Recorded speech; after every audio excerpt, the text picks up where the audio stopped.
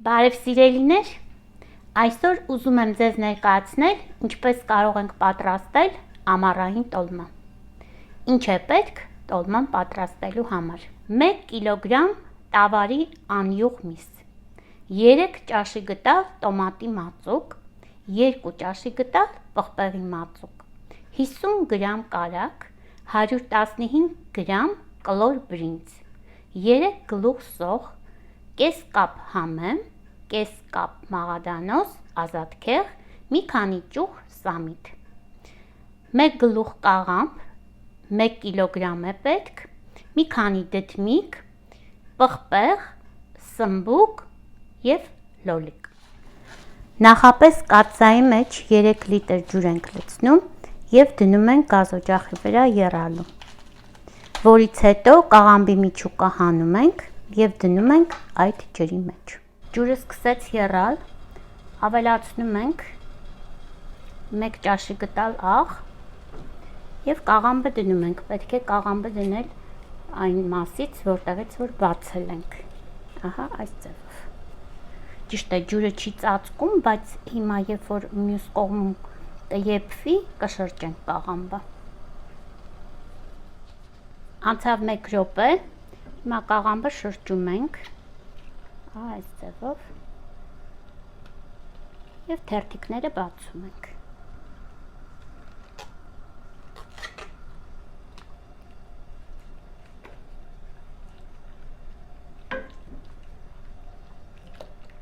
Թողնում ենք, որպեսզի այս ձևով էլ մնա 1 րոպե և դնում ենք նախապես պատրաստված սառը ջրի մեջ։ Ստուգում ենք կաղամբը, եթե փափուկ է, նշանակում է արդեն պատրաստ է և դնում ենք սառը ջրի մեջ և նույն ձևով խաշում ենք ամբողջ գլուխը։ Կաղամբը արդեն խաշված է, հիմա հոսող ջրի տակ լվանում եմ, հերթականությամբ տերևները բացելով, որպեսզի տաք չմնա կաղամբի տերևները և լխկի, և այսքանը բավական է։ Ինչպես պետք է պատրաստենք սմբուկը տոլմայի համար։ Նախապես շատ լավ լվանում ենք, որից հետո պետք է կտրենք և միջուկը պետք է դուրս հանենք, այս ընթացքը կոչվում է սմբուկի փորելը։ Վերցնում ենք մի քիչ բարակ քիթ ունեցող դանակ, դանակը տանում ենք դեպի ներս և շրջանաձև կտրում ենք։ Որից հետո մատերով մի փոքր սեղմում ենք, առանձնացնում ենք միջուկը և կաշին։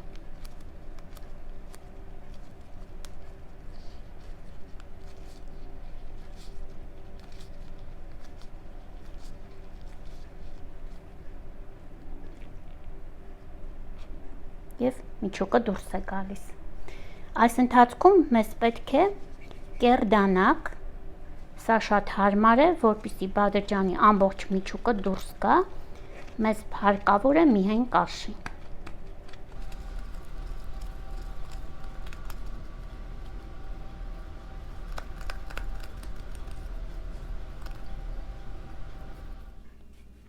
Սմբուկը արդեն մաքրված է, դրեցի սառը ջրի մեջ, տեսեք արդեն գույնը փոխվել է, սա այն դառնահամն է, որը գոյություն ունի սմբուկի մեջ, ջրի մեջ գտնվելով լրիվ կդառնա շատ համեղ սմբուկները։ Հիմա անդրադառնանք դդմիկին, ինչպես ենք մաքրում, կտրում ենք գագաթը և օգտագործում ենք նույն կեռ դանակը։ Մեջտեղից պտտում ենք և կամաց-կամաց դուրս ենք հանում ամբողջ միջուկը։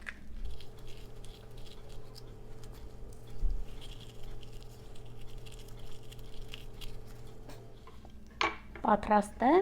մաքրում ենք նաև պոչը, այս ձևով։ Եվ նույն ձևով ամբողջը։ Արդեն դդմիկը պատրաստ է, նորից դրեցի ջրի մեջ, հետո հոսող ջրով անպայման պետք է լվանալ։ Հիմա կմաքրեմ պղպեղը։ Ես օգտագործում եմ կարմիր պղպեղ, կարելի է նաև կանաչը, ինչպես որ ցանկանում եք։ Պոչիկը մի քիչ ներս ենք տանում զգուշությամբ, պտտում ենք, ինչքան հնարավոր է, որպեսզի փոքր լինի բերանը, դրա համար ենք այդ նույն ձևով հանում։ Սոխը արդեն նախապես մաքրել եմ եւ շատ լավ լվացել եմ։ Հիմա պետք է կտրենք։ Կտրում ենք մեջտեղից։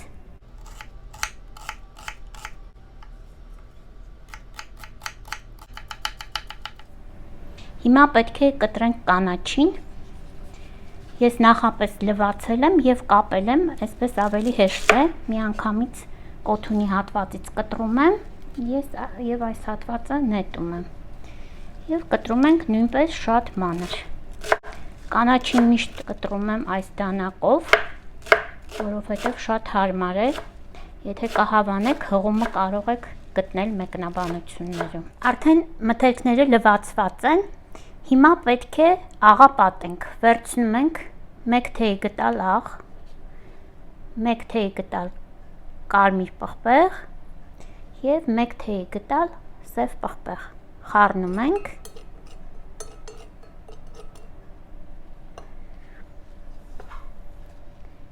Վերցնում ենք մի փոքր եւ տարածում ենք։ Հետո պղպեղը շուռ ենք տալիս, մի փոքր պետք է կտրենք։ Այս կտրվածքը արվում է նրա համար, որպեսզի երբ պղպեղը լցոնենք,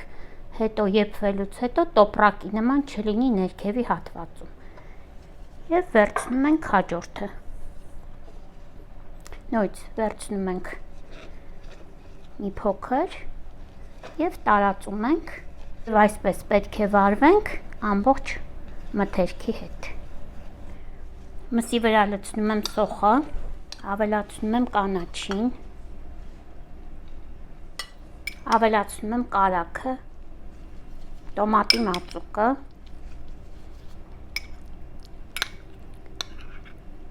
պղպեղի մածուկը, բրինձը ավելացնում եմ ամենավերջում։ Դեռևս բրինձը չոր է, հիմա կլվանամ եւ միանգամից կավելացնեմ։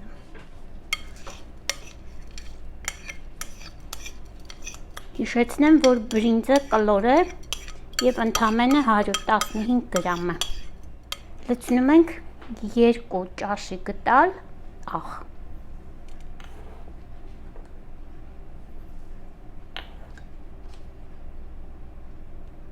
Կես ճաշի գտալ կարմիր հալեպի պղպեղ, կես ճաշի գտալ փեփրիկա եւ կես ճաշի գտալ սև պղպեղ։ Եվ հիմա ձեռքով պետք է շաղենք։ Մի քիչ կարագը տրորում ենք, ահա այս ձևով, եւ խառնում ենք։ Չենք հունցում ինչպես խմորը։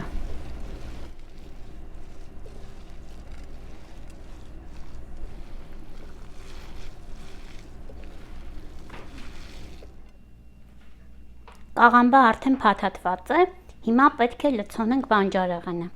Ինչպես ենք դա անում։ Արդեն գտալը պետք չէ։ Վերցնում ենք խճողակից մի փոքր, ուղում ենք ահա այսպես ձեռքով եւ լցնում ենք։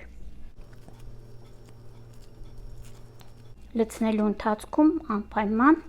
սեղմում ենք, որպեսզի շատ լավ հավասար ձևով տեղավորենք խճողակը։ Բերանի հատվածում մի փոքր ազատ ենք թողնում, որպեսզի երբ բրինձը ուռի, դուրս չգա։ Հիմա ցույց կտամ ինչպես ենք լցնում դդմիկը։ Քանի որ դդմիկը ավելի կոշտ է, մի քիչ ավելի քիչ է տեղավորվում դդմիկի մեջ։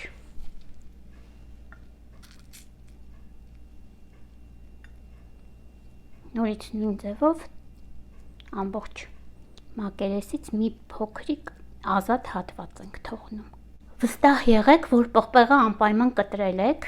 որից հետո նոր միայն սկսեք լցոնել։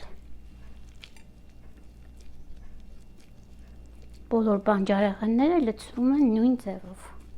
Տոլմաները փաթաթված են, հիմա պետք է կաթսայի մեջ դասավորենք, իսկ մինչ այդ մեզ պետք է, որ կտրենք 3 լոլիկ կաթսայի հատակին դասավորելու համար։ կտրում ենք ահա այս ձևով,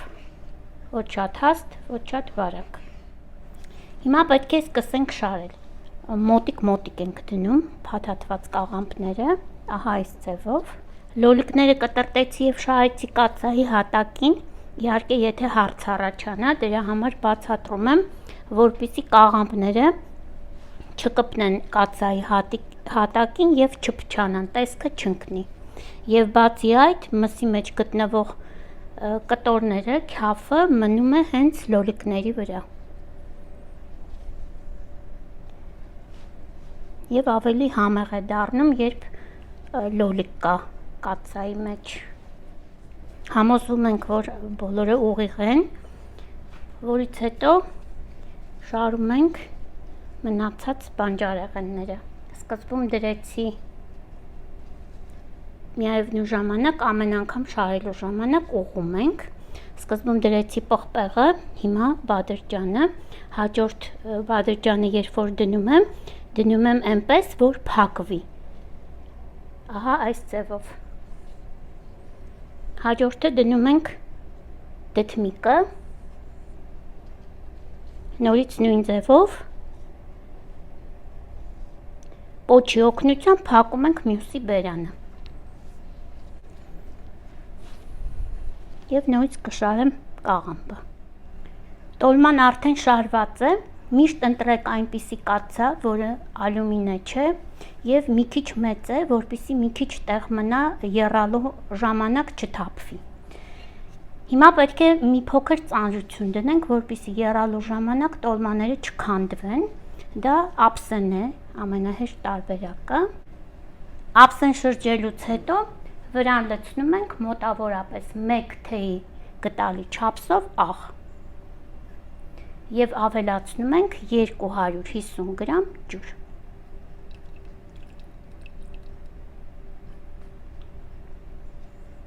Միացնում ենք գազօջախը, պետք է լինի միջին կրակով, ոչ շատ բարձր, ոչ շատ ցածր։ Միջին կրակով, երբ սկսի եռալ, այն ժամանակ կստուգենք աղը, եթե պակաս է, նորից մի փոքր կավելացնենք։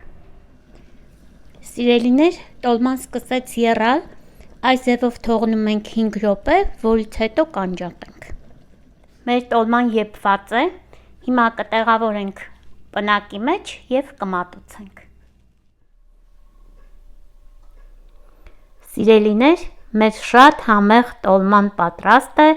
բարի ախորժակ եւ բարի վայելում։